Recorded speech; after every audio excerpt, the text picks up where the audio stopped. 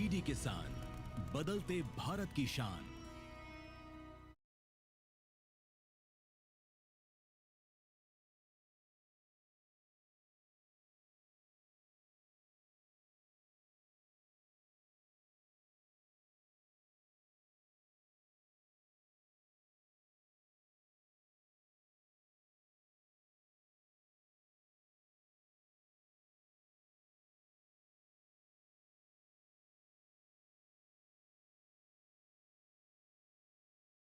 नमस्कार, स्वागत है आपका छत पर बागवानी कार्यक्रम में।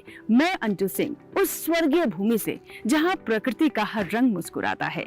देहरादून से 35 किलोमीटर दूर हिमालय की गोद में बसे इस क्षेत्र को पहाड़ों की रानी के नाम से जाना जाता है। जी हाँ, यहाँ पर खूबसूरती के मनमोहक नजारे नजर आते हैं और इसे कहते हैं मसूरी। तो चलिए शुरुआत करते हैं आज के कार्यक्रम में और आपको लेकर सबसे पहले चलते हैं मसूरी के सैर पर।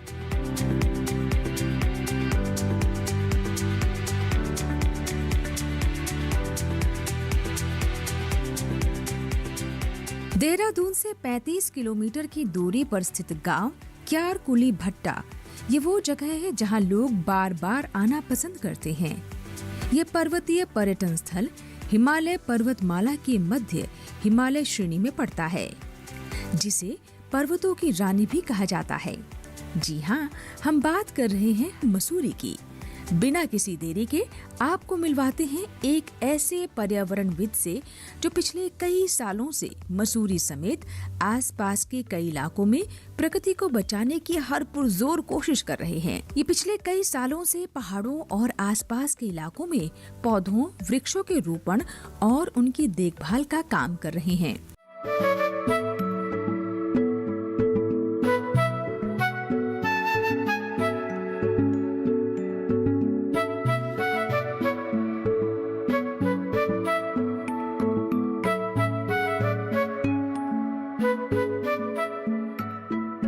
पर्यावरणविद पुष्पेंद्र कुमार आर्य एक प्रसिद्ध पत्रकार, शिक्षक, लेखक और पर्यावरण आध्यात्मिक उपचारक हैं। सांस्कृतिक राजदूत के रूप में पुष्पेंद्र कुमार आर्य ने कई देशों में भारत का प्रतिनिधित्व भी किया है। ये पिछले कई सालों से पहाड़ों और आसपास के इलाकों में पौधों, वृक्षों के रोपण और उनकी देखभाल का काम कर रहे हैं। पुष्पेंद्र जी ने अब तक हजारों पौधरोपण किए हैं।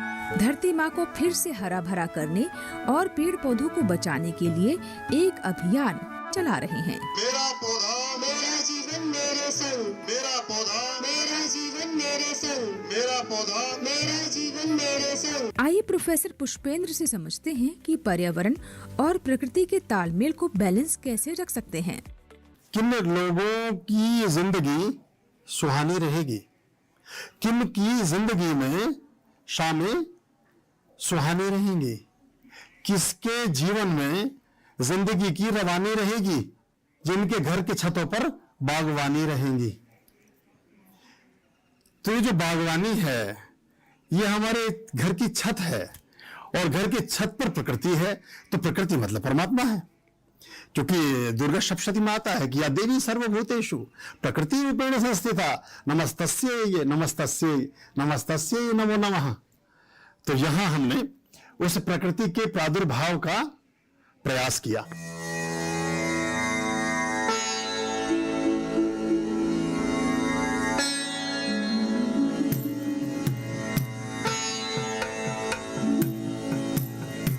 तो जैसा कि आप जानते हैं, बीते कुछ दिनों से हम आप तक छत पर बागवानी कार्यक्रम देवभूमि से पहुंचा रहे हैं और इसके लिए हमने चुनाव किया मसूरी का। मसूरी की वायु, यहाँ की भूमि, यहाँ का वातावरण एक ऐसा है जो कि बागवानी को लेकर एक सजीव संदेश देता है। और हमने सोचा क्यों ना आपको नेचर वॉक भी कराया जाए, ताकि इस भाव को हम आप तक भी पहुंचा सके, आप भी प्रकृति को महसूस कर सकें। तो नेचर क्यों महत्वपूर्ण है? प्रकृति से हम उत्पन्न हुए और प्रकृति में हम समाप्त हो जाते हैं।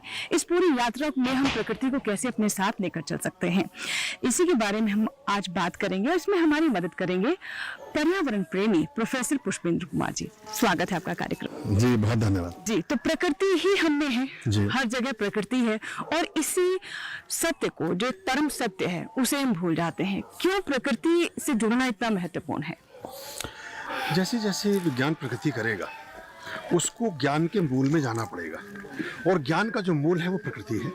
क्योंकि आप जब प्रकृति में होते हैं तो नियर टू नेचर होते हैं, जब नियर टू नेचर होते हैं तो नियर टू गॉड होते हैं। गीता के में देखें तो भगवान श्री कई सारे श्लोकों में कहते हैं कि मैं ही प्रकृति हूँ, मैं ही आदित्य हूँ, मैं ही भास्कर हूँ, मैं ही सोम यानी मैं ही चंद्रमा हूँ, मैं ही ये पेड़ पौधे हूँ, और इन सब के संचरण से मैं जीवन जगत में उत्पत्ति को निर्मित करता हूँ। तो ये पेड़ पौधे हमारे जीवन के सहचर हैं। हर पौधे में कोई ना कोई औषधीय तत्व होता है जो हमारे आरोग्य के लिए अच्छा है, हमारे स्वास्थ्य के लिए अच्छा है, हमारा जिससे मन अच्छा होता है, हमारा जीवन जिससे अच्छा होता है। तो अब यहाँ जब आप देखेंगे हमारे यहाँ जो लगे हैं, कहीं आंवला है, कहीं बादाम है, कहीं नारंगी है, कहीं अखरोट है, फिर वो संतरा है ना, बहुत सारे पौधे, दालचीनी है। ये वो तत्व हैं जिनको हम वानस्पतिक रूप से किसी न किसी रूप में या तो भोजन में या दवाइयों में ग्रहण करते हैं। तो ये हमारे जीवन को चलाने का माध्यम है। यहाँ जो ये आप बहुत सारी पौध देख रहे हैं, ये मीठे रस युक्त फलों के पौधे हैं, जिसमें नारंगी है, संतरा है, माल्टा है, इस तरह के पौधे ये आप यहाँ देख पा रहे होंगे। थोड़ा सा और आगे की तरफ दृष्टि जाएगी तो वहाँ दालचीनी है, वहाँ आंवला है, और ये कुछ पौधे यहाँ से फ्रेंडली थे, कुछ नहीं थे। तो उन दोनों दिशाओं में हमारा काम चल रहा है, प्रयास हम कर रहे हैं कि सब रहे। अभी ये 3 वर्ष इनकी उम्र हो गई है, तो उम्मीद करते हैं, हम ऐसा मानते हैं यहाँ पहाड़ पर कि जो पौधा 1 साल जी गया वो हमेशा जिएगा, फिर वो मरेगा नहीं। तो ये पौधे हमने यहाँ लगाए हैं, और फिर बाद में जब ये पनप जाएंगे तो ऐसा भी हो सकता है कि जो इनमें बड़े आकार के पौधे हैं, जैसे बादाम का है या अखरोट का है या अंजीर का है, इनको हम थोड़ा सा प्रस्थापित करें, यहाँ विकसित कर लें। क्योंकि इस जगह को इसलिए चुना नॉर्थ ईस्ट को हमने, ये ईशान्य कोण है। तो देखा आपने कि प्रकृति में कितने तरह के खजाने छुपे हुए हैं। नेचर वॉक की स्टॉक में यहाँ लेंगे एक छोटा सा ब्रेक, कहीं मत जाएगा, देखते रहे छत पर बागवानी।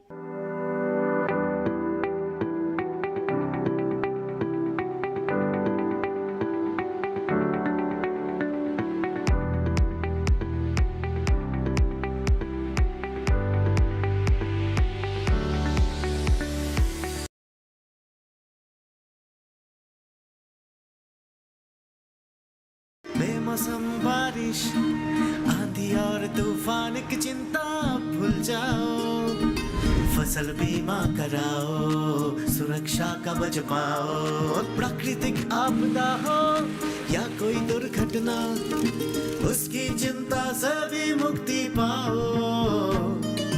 फसल बीमा हमने फसल बीमा योजना को अधिक प्रभावी बनाया, उसके दायरे में ज्यादा किसानों को लाए। अब तक 19 करोड़ 67 लाख से अधिक किसान आवेदनों को फसल मुआवजा मिला। रबी फसल बीमा के लिए शीघ्र पंजीकरण कराएं। बैंक शाखा, बीमा कंपनी, कृषि ऋण समिति, जन सेवा केंद्र से संपर्क करें या www.pmfby.gov.in पर ऑनलाइन आवेदन करें। बीमा कंपनी के प्रतिनिधि से घर बैठे एड ऐप द्वारा बीमा करा सकते हैं। फसल बीमा से संबंधित जानकारी के लिए हेल्पलाइन नंबर 14447 पर कॉल करें। फसल बीमा कराओ, सुरक्षा कवच पाओ।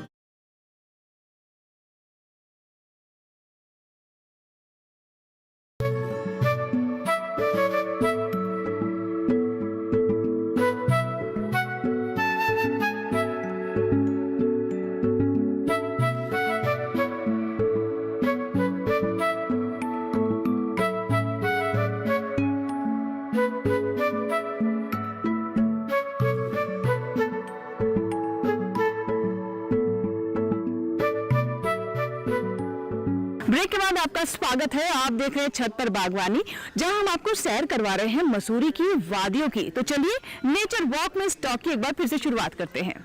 ये आप जो देख रहे हैं लीफ, ये दालचीनी का पौधा। दालचीनी जो बहुत सारे रोगों में हमारे लिए काम करती है।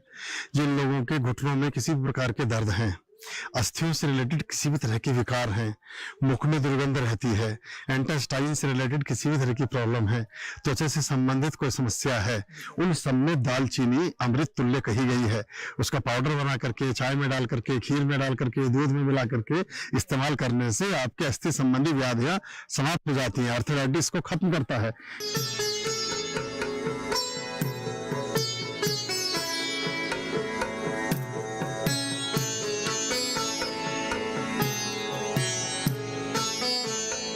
ये बांज है जिसके बारे में मैं कल आपको बता रहा था, जो बहुत अद्भुत पौधा है और यहाँ का राजकीय पुष्प है। उत्तराखंड का राजकीय पेड़ है ये, और इसको क्षति पहुंचाने पर जमानत भी नहीं होती है, इस तरह का कानून भी है। तो ये बड़ा इसी महत्व की वजह से। गुरुजी इसमें क्या विशेषता है? इसमें जल है। आप अगर इसके टहनियों को भी काटेंगे तो आपको लगभग मतलब आपको एक जग भर जाएगा आपका पानी से। अच्छा। तो इसमें पानी का सबसे ज्यादा स्रोत इसकी जड़ों में होता है। तो ये हमेशा जहाँ रहता है वो नमी बनाकर रखता है। अच्छा गुरुजी, जो कहते हैं कि जहाँ पर तापमान बढ़ रहा है उन जगहों पर इस वृक्ष को लगा दो तो वहाँ का तापमान 20 डिग्री तक घट जाता है। सही बात है? ये बात एकदम सत्य है। और लगाना पड़ेगा आने वाले टाइम में, क्योंकि ये वर्षा का मित्र कहा गया है इसको। जहाँ ये होता है वहाँ बारिशें स्वाभाविक रूप से होती है। ये बारिशों को लाता है और इटसेल्फ इसमें जल होने से आप देखेंगे सबसे ज्यादा बेलें इसके ऊपर चढ़ती हैं। इसके आसपास बहुत सारे पौधे पनपते हैं क्योंकि इसकी नमी को वो लेते रहते हैं, सोखते रहते हैं। इसका नाम एक बार फिर से बताएंगे? बांज। नाम इसका बांज है, लेकिन देखिए हाँ, इस पर कोई फल नहीं लगता, इसलिए इसको शायद बांज कहा गया होगा। लेकिन इस पर एक जैसे वो आइसेस में आपको गिलहरी लेके भागती है ना, उस तरह का इसका एक बीज है जो इस पर लगता है। अच्छा। उसी से ये फिर से उग जाता है। चलिए नेचर वॉक में हम आगे बढ़ते हैं। पत्र है, ये बेलपत्र का है जो हमारी पूजा में इस्तेमाल होता है। बहुत सारे पौधे हमारे लगे हैं। एक मौलश्री है, ये कोने पर मौलश्री लगा है। मौलश्री के दातून करने से कहा जाता है कि दांत जो हैं वो वज्र जैसे हो जाते हैं, पत्थर जैसे हो जाते हैं। और इस पर बहुत सुंदर एक फल लगता है ओलिव की तरह जैसा, उसका भी इस्तेमाल करते हैं लोग, लोकल लोग चटनी बनाने में, खाने में। तो धीरे धीरे पहले इन पौधों को लगा रहे हैं, फिर उनको पनपा रहे हैं। ये वो वृक्ष है ना? ये है वो वृक्ष। इस पर जो आप देख रहे हैं इसका फल है। अभी ये फरवरी में इस पर फूल आ जाएंगे और ये बहुत अच्छे से आपको खिलता हुआ दिखाई देगा। इसी के दातून की बात मैं कर रहा था कि ये वज्रदंती है और इसके दातून करने से आपके दांतों में आरोग्य रहता है, दांत जल्दी से खराब नहीं होते। ये यहाँ एक प्राकृतिक संपदा है, कुदरत की देन है, जिसको आप देख रहे हैं। ये पौधा मौलश्री का है। अभी इनका सीजन 1 महीने बाद शुरू होगा, तभी आपको हरे भरे फूलों से लदे हुए उस तरह के दिखाई। ये इसका आप बता रहे हैं कि इसका दातून करने से? हाँ जी, दातून करने से। अच्छा। हाँ, इसका दातून करने से ये हमारे दांत जो है वो बहुत चलिए अभी के लिए आपका टेस्ट बदल जाएगा। अभी अच्छा कैसा टेस्ट हो जाता है? तो थोड़ा बकबका सा लगेगा आपको, मतलब कसेला टाइप? हाँ, कसेला सा, पर ये है बहुत उपयोगी। चलिए तो एक दातून तो मैं कर ही सकती हूँ अगर यहाँ मौका मिला। तो ये देखा, ये हमारे दर्शकों को जरा बताएं इस दातून के बारे में। ये दातून है मौलश्री का और इसके बारे में मान्यता ऐसी आती है कि मौलश्री की दातून करने से वज्रदंती कहा गया है इसको। हमारे जो दांत हैं वो पत्थर के जैसे मजबूत रहते हैं और जल्दी खराब नहीं होते, उनमें कीड़ा नहीं लगता, वो गिरते नहीं हैं, उनकी आयु बढ़ती है। तो प्राय पहाड़ पर लोग इसका ही पहले इस्तेमाल किया करते थे और ये इसका वृक्ष है यहाँ। और ये धीरे धीरे धीरे धीरे सब लोगों को जैसे जागृति हो रही है वैसे इसके इस्तेमाल को भी लोग कर रहे हैं। तो गुरुजी, जैसा कि आपने बताया कि बहुत सारे वृक्ष ऐसे हैं जो कि नेचर के हिसाब से, प्रकृति के हिसाब से बने, जो जैसी जलवायु है उसी के अनुसार ही वो पेड़ पौधे भी बन जाते हैं। जी। और यहाँ पर हम जब पहाड़ों की बात करते हैं तो जड़ी बूटी, हाँ बात करो कि मैं आपको बताऊं, ये जो ये पौधा है इसका नाम लोकल भाषा में किन्नौर है। इसका नाम है किन्नौर और इसको इंग्लिश में मुझे इस समय याद नहीं आ रहा क्या कहेंगे। इसकी जो ये जड़ है, ये इसका छोटा सा भाग अगर हम तोड़ करके वो निकलवा देंगे तो तोड़ करके और पानी में डालते हैं, पीले रंग की जड़ निकलती है। ये शुगर के लिए, मधुमेह के लिए बहुत उत्तम और अच्छा माना गया है। इसका बहुत हम यहाँ बहुत सारे वर्षों से बांट रहे हैं। ये जंगली झाड़ी है और यहाँ लाखों पौधे इस किन्नौर के यहाँ हैं। तो पर्वतीय क्षेत्र के लोग इसको दवाइयों में इस्तेमाल करते हैं। इसकी पत्ती का, इसके फूल का और इसके बीज का और जड़ का सबका इस्तेमाल होता है। ये आप देख रहे हैं, ये अंजीर का पौधा है। एक पौधा ये अंजीर है, एक मेरे पीछे लगा है ये भी अंजीर है। ये 2 पौधे अंजीर के हैं।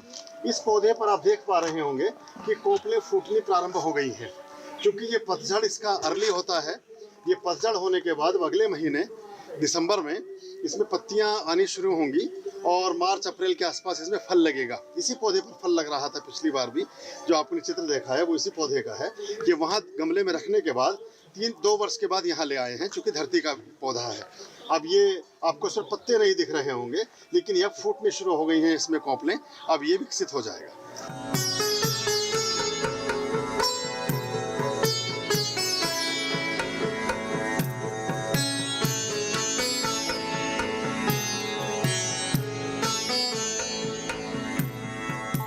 तो देखा आपने कि जीवन और प्रकृति का कैसा अनोखा संगम है। फिलहाल नेचर वॉक में यहाँ लेंगे एक और छोटा सा ब्रेक, कहीं मत जाएगा क्योंकि ब्रेक के बाद भी नेचर वॉक और टॉक जारी रहेगी।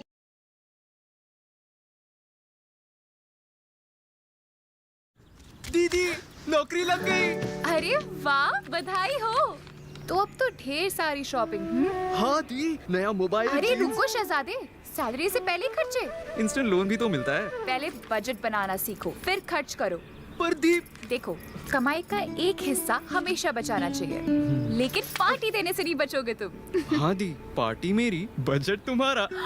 अच्छा, आरबीआई कहता है, सही वित्तीय बर्ताव करे आपका बचाव।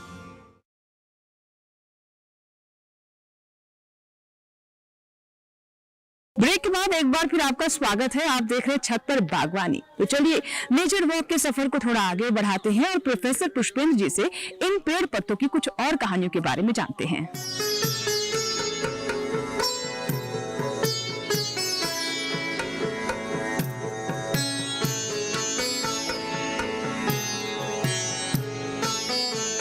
स्वामी जी, हमारे जीवन में जो कहानी है वो कहानी का बहुत बड़ा रोल होता है।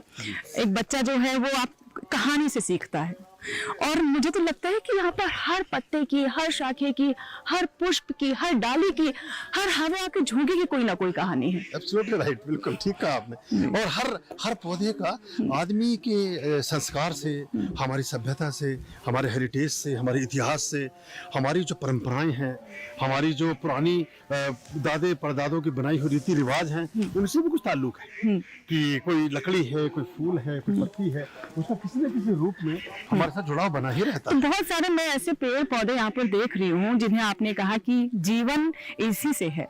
तो मैं चाहती हूँ कि इन पेड़ पौधों की भी कहानियां हमें बताएं हमारे दर्शक। जैसे मैंने आपको बिच्छू बूटी का जिक्र किया था। अच्छा। कि जिसकी स्टैम्प से 10 लाख रुपए की साड़ी पेरिस में फ्रांस के फैशन शो में लोग बेच रहे हैं। बिच्छू बूटी है ये? छूना मत इसको। अच्छा। ये इसका नाम बिच्छू बूटी है। अगर आपने इसको टच किया तो आपको ऐसा सेंसेशन या चुभन होगी जैसे बिच्छू ने काट लिया, और फिर इसकी मिट्टी से ही उसका इलाज होता है। तो ये वो बिच्छू बूटी का पौधा यहाँ लगा हुआ है। इसका बहुत विशिष्ट और औषधीय वैल्यू है इस पौधे की, और ये बहुत तरह के रोगों में इसका बनाया हुआ साग काम आता है, और इसकी सब्जी बनती है। 100 से ज़्यादा बीमारियों को ठीक करती है वो। मैं जब यूरोप में यात्रा पर था तो मुझे पता चला फ्रांस में कि इसके स्टेम्स को ये काफ़ी बड़ा हो जाता है, 5-6 फीट का। अभी इस मौसम में इसका मौसम नहीं है, इसका मौसम आएगा बरसात में, जुलाई में, जून में, तब पनपता है ये धूप और पानी से। खूब बड़ा हो जाता है, 6 से 8 फीट तक का हो जाता है। तो इसके स्टेम्स को, इसके तने को जल में भिगो कर रख कर क्या क्या प्रोसीजर है वो सब करने के बाद इसके वस्त्र बनते हैं, और वो लाखों रुपए में इसकी साड़ियाँ फ्रांस में बेची जाती हैं। इसकी दवाइयाँ, इसके पाउडर्स अमूल्य हैं। ये उत्तराखंड में चहु और विस्तारित है। स्वयं प्रकृति प्रदत्त पौधा है, स्वयं उमगता है और घने जंगल में परिवर्तित होता है। लेकिन हम लोगों को ज्ञान न होने से हम इसका व्यावसायिक उपयोग नहीं कर पाते, लेकिन औषधीय उपयोग इसका बहुत अधिक है और बहुत गर्म होता है। तो इसको जब यहाँ बर्फ पड़ती है तब इसका साग खाने के लिए परामर्श दिया जाता है, और इसको भी चावल के साथ खाते हैं। हृदय उतार करके सोना पड़ता है, ये पसीना ला देता है आदमी को, इतना गर्म पौधा है।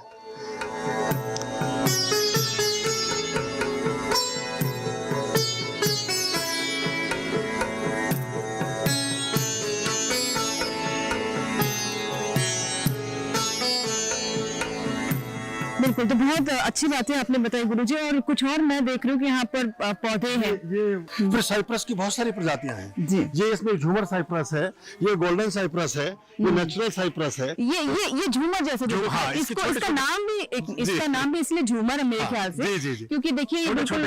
और तो ये रात में क्या कुछ इसमें ये ऐसे पौधे हैं जो बहुत सशक्त हैं, और इनको पानी ना दें तो भी चलेंगे, इनका कोई देख रेख ना करें तो भी चलेंगे। इसी के नीचे गोल्डन बॉटल ब्रश लगा है। अच्छा। ये वाला गोल्डन बॉटल ब्रश है। इससे आगे उधर देखेंगे तो वो जामुन है। तो यहाँ हमने ये सब धीरे धीरे इन्हें धरती में रोपा है 2 वर्ष पश्चात। अभी आहिस्ता आहिस्ता इनकी देख रेख होगी, इनमें पानी लगेगा, फिर स्पेशल पाइपलाइन इनके लिए लाई गई ताकि इनमें यहाँ इनका सिंचाव हो सके। जो पानी की लाइन आप देख रहे हैं, तो ये फिर धीरे धीरे वृक्ष बनेंगे और बढ़ते जाएंगे। जी। इस पेड़ का नाम है बॉटल ब्रश, और इस पर जो पुष्प लगता है वो देखने में ऐसा लगता है जैसे बॉटल को साफ करने वाला ब्रश है। लंबा होता है, लाल रंग में भी होता है, नीले रंग में भी होता है, पीले रंग में भी होता है। अलग अलग शेड्स इसके होते हैं, बहुत सुंदर लगता है। बहुत रफ टफ पौधा है, ज़्यादा देखभाल की आवश्यकता नहीं होती, और पर्वतीय क्षेत्रों में सुगमता पूर्वक हो जाता है। बाद में विशालकाय वृक्ष बनता है, जैसा वृक्ष एक आपने मॉल रोड पर मसूरी में देखा भी होगा। इसके नीचे से गाड़ियां गुजरती हैं और वो लगभग 100 फीट की हाइट का पेड़ हो जाता है। ये इसका नाम, जैसे कि आप इसमें आप देख रहे होंगे कि ग्रीनिश और गोल्डन, 2 तरह के कलर एक साथ है। ऐसे ही इस पर जो पुष्प लगता है वो बहुत सुंदर है और इसको गोल्डन बॉटल ब्रश कहा गया है। वो जो आपने दूसरा बॉटल ब्रश देखा था वो रेड कलर का, वो सामान्य है, ये थोड़ा सा विशिष्ट है। और ये एक बार पनप जाए, चल पड़े तो बहुत बड़ा वृक्ष बन करके बहुत सुंदर लगता है और 12 मास रहता है, 12 महीने चलता है। यहाँ कम होता था लेकिन अब होने लगा है, लगाने के बाद अभी चल रहा है।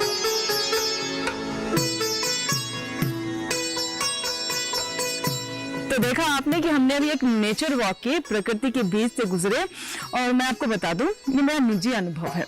मुझे इतना सुकून, इतनी शांति, एक तरह से कहो जिसे कहते हैं ना मेडिटेशन करना, वो महसूस हुआ। तो उसके लिए आपको अलग से कोई प्रयास करने की जरूरत नहीं है, बस आप नेचर के बीच में जाएं, उस भाव को आप खुद ही महसूस कर पाएंगे। और शायद हम कहीं ना कहीं नेचर से दूर होते जा रहे हैं, इसीलिए छत पर बागवानी कार्यक्रम में हम आपको नेचर से जोड़ने का प्रयास कर रहे हैं, ताकि आप अपनी जड़ों से जुड़े और अच्छा आनंदित जीवन जी सकें। बहुत बहुत शुक्रिया।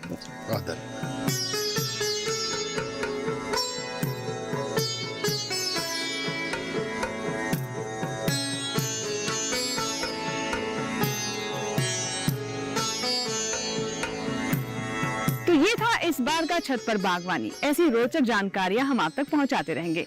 और अब समय हो गया है गार्डनिंग क्विज का, जिसमें पिछले सप्ताह हमने आपसे पूछा था, नीचे दिए गए चित्रों में पहचानिए वसंत का फूल कौन सा है, जिसका सही उत्तर है ऑप्शन ए, जंगली लहसुन। जिन दर्शकों ने भी सही जवाब दिया है उन सभी को ढेर सारी शुभकामनाएं। आइए अब नजर डालते हैं इस सप्ताह के गार्डनिंग क्विज पर, जो कि है कि कटे हुए सेब का रंग कुछ देर बाद भूरा क्यों पड़ जाता है? क्योंकि वो हवा के साथ क्रिया करके बना लेता है। Option A, iron oxide. Option D, potassium oxide.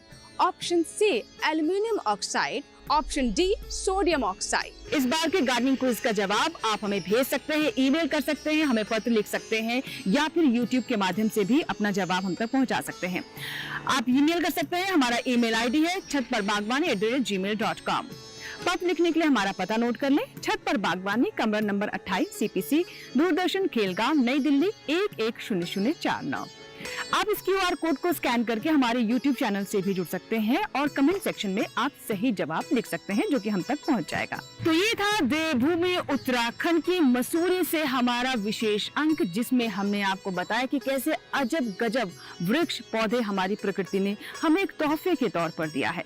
हमने आपको ब्रह्म कमल के बारे में बताया, साथ ही ये भी बताया कि कैसे आप जलवायु, वातावरण और साथ ही साथ प्रकृति के बीच में तालमेल बिठा सकते हैं। हमें पूरी उम्मीद है कि हमारे इन अंकों को देखकर आपको बागवानी और बेहतर तरीके से करने में मदद मिलेगी और प्रकृति को बेहतर तरीके से महसूस भी कर पाएंगे। इसी के साथ ही यहाँ लेंगे आपसे इजाजत। छत पर बागवानी के अगले अंक में कुछ और ऐसी जानकारियों के साथ फिर होगी आपसे मुलाकात। तब तक आप बने रहें दूरदर्शन किसान के साथ। नमस्कार।